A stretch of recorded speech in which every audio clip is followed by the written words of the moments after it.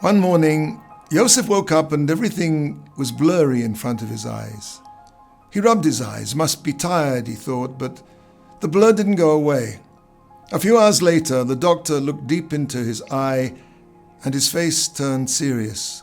This may be endophthalmitis, a severe infection of the eye. You could lose your vision. You need to see a top specialist immediately. Within hours, Yosef was on a plane to America. The specialist examined him, ran tests, and finally said the words that no one ever wants to hear. "I'm sorry, we can't save this eye. And if we don't remove it immediately, the infection could spread to the other eye. You would be left blind." The doctor gave him 1 day to decide. Yosef left the hospital and wandered the streets in shock until he found a small shul. He went into the shul and he stood in front of the Aron HaKodesh, and he cried and he cried and he cried. And then suddenly, something changed inside him.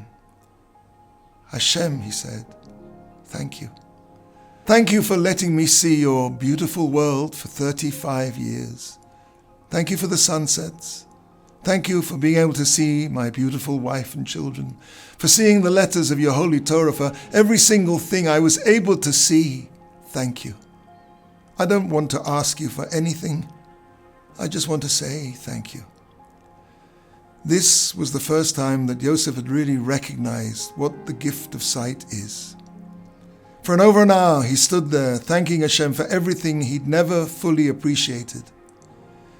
The following morning he went back to the doctor, ready for surgery. The doctor examined him once again, and then he called another specialist into the room. The two doctors stared silently into Yosef's eye, and finally the doctor said, "I don't understand this. I don't understand what I'm seeing, but the infection is healing. I don't think you need surgery."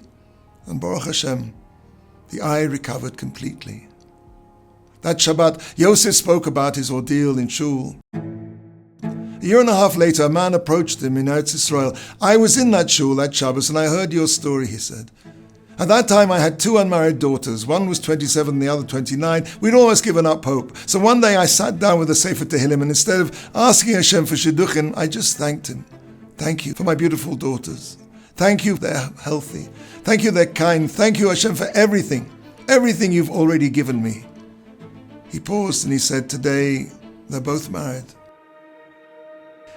Now you might think this is a miracle story about the power of Hakaras HaTov, gratitude. But that's not what this story is about. Not all of us merit near open miracles. Sometimes Hashem's judgment is that we won't get what we want. Hakaras HaTov isn't a way of, so to speak, twisting Hashem's arm to get what you want. Hakaras HaTov puts you in a world of gratitude where everything is Hashem's kindness. Hakaras HaTov changes the world you live in. You're not living anymore in a world of lacking, be it actual or potential. You're living in a world surrounded by Hashem's infinite kindness. You have everything. You recognize that whatever happens is for the good, whether it's revealed or hidden. It's not problems that break a person. It's the failure to contextualize them.